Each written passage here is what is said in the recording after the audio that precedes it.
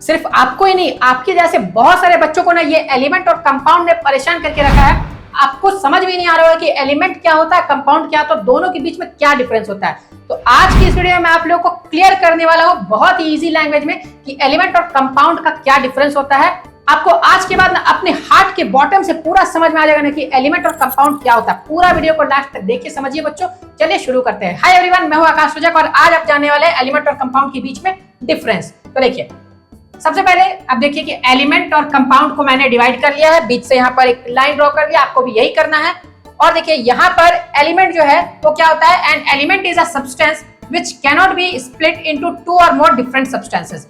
यानी एलिमेंट जो है ये एक सब्सटेंस होता है, ये प्योर सब्सटेंस है जिसे हम लोग अगर ब्रेक करते हैं ना तो उसे और ज्यादा अलग अलग सब्सटेंसेस में नहीं बांटा जा सकता है। जैसे यहाँ पर आप एग्जांपल से समझिए, यहाँ एग्जांपल में देखिए, यहाँ H2O2 और Na है, यानी हाइड्रोजन, ऑक्सीजन और यहाँ सोडियम है। तो अगर आप हाइड्रोजन को ब्रेक करेंगे तो इससे आपको हाइड्रोजन ही मिलेगा, ठीक है, उससे आपको ऑक्सीजन तो मिल नहीं जाएगा।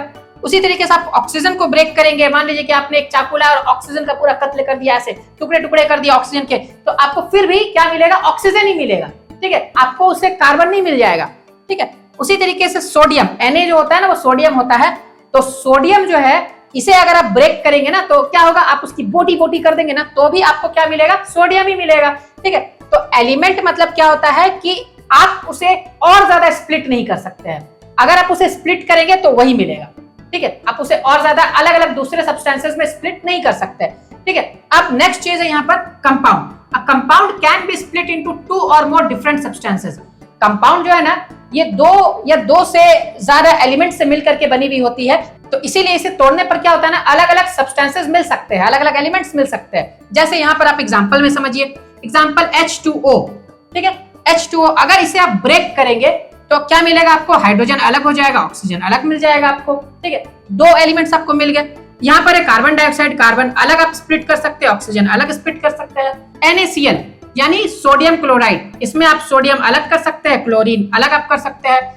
तो इसमें आप अलग अलग सब्सटेंसेस को स्प्लिट कर सकते हैं, क्योंकि ये अलग अलग सब्सटेंसेस से मिलकर बना होता है। तो जब मिलकर बना तो आप अलग अलग सब्सटेंसेस को स्प्लिट भी कर सकते हैं। जैसे एक एग्जांपल से मैं आपको समझाता हूँ, इजीली समझ में आ जाएगी। मान लीजिए एलिमेंट जो है ये आपकी रोटी है, जो घर में मम्मी आपकी बनाती है ना वो रोटी है। अब मान लीजिए कि आपकी मम्मी ने रोटी में कुछ भी नहीं डाला, नमक वगैरह कुछ भी नहीं डाला है, ठीक है, सिर्फ वो आटे की बनी हुई रोटी है।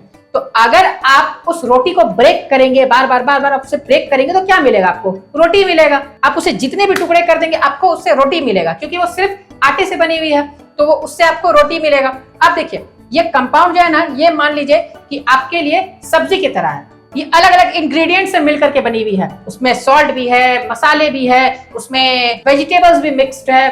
तो अगर आप उसे ब्रेक करेंगे, उसे अलग अलग करेंगे तो आपको पोटैटो अलग मिल जाएगा, टमाटो अलग मिल जाएगा, उसकी ग्रेवी जो है वो आप अलग कर सकते हैं, क्योंकि वो अलग अलग चीज से मिलकर के बनी हुई, तो उसे आप स्प्लिट भी कर सकते हैं, ठीक है। सिंपल लैंग्वेज में एलिमेंट जो है वो स्प्लिट नहीं की जा सकती है और कंपाउंड को स्प्लिट किया जा सकता है। Second, it is form from atoms of the same kind. ये एक ही तरह के एटम से मिलकर के बनी हुई रहती है। जैसे यहाँ पर हाइड्रोजन है तो हाइड्रोजन ही एटम से बनी हुई होगी, ऑक्सीजन एटम से तो मिलकर के बनेगी नहीं। उसी तरीके से ऑक्सीजन है तो ऑक्सीजन जो है वो ऑक्सीजन ही एटम से मिलकर के बनी होगी, उसमें और कोई दूसरी एटम तो रहेगी नहीं। सोडियम है तो सोडियम एटम से मिलकर के बनी हुई रहेगी, जितने भी उसमें एटम्स रहेंगे सब सोडियम के एटम्स रहेंगे।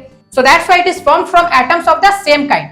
यहाँ पर कंपाउंड में it is formed from atoms of different kinds. यहाँ पर अलग अलग तरह के एटम से मिलकर के बनी हुई होती है। जैसे यहाँ पर देखिए हाइड्रोजन एटम से मिलकर के बनी है, ऑक्सीजन एटम से मिलकर के बनी है, तो ये वाटर बन गई, ओके। कार्बन एटम से मिलकर के बनी है, ऑक्सीजन एटम से मिलकर के बनी है, ये कार्बन डाइऑक्साइड बन गई। सोडियम एटम से मिलकर के बनी है और यहाँ पर क्लोरीन के एटम्स है, तो ये सोडियम क्लोराइड बन गई। तो इसमें अलग अलग एटम्स हो सकते हैं और इसमें सेम ही तरह के एटम्स रहते हैं। तो आई होप कि एलिमेंट और कंपाउंड का जो डिफरेंस है आप लोगों को बहुत ही इजीली समझ में आ गया होगा। एग्जांपल से मैंने आप लोगों को समझाया। क्लास 9th और 10th की इसी तरह की टॉपिक्स को सीखने के लिए और पूरे सिलेबस को पढ़ने के लिए इंक्लूडिंग एनसीईआरटी, आप हमारे चैनल को सब्सक्राइब जरूर कर लीजिए बच्चों, और वीडियो को करते जाइए लाइक। फिर मिलेंगे इसी तरह के एक और डाउट्स को क्लियर करते हुए, तब तक के लिए बाय बाय।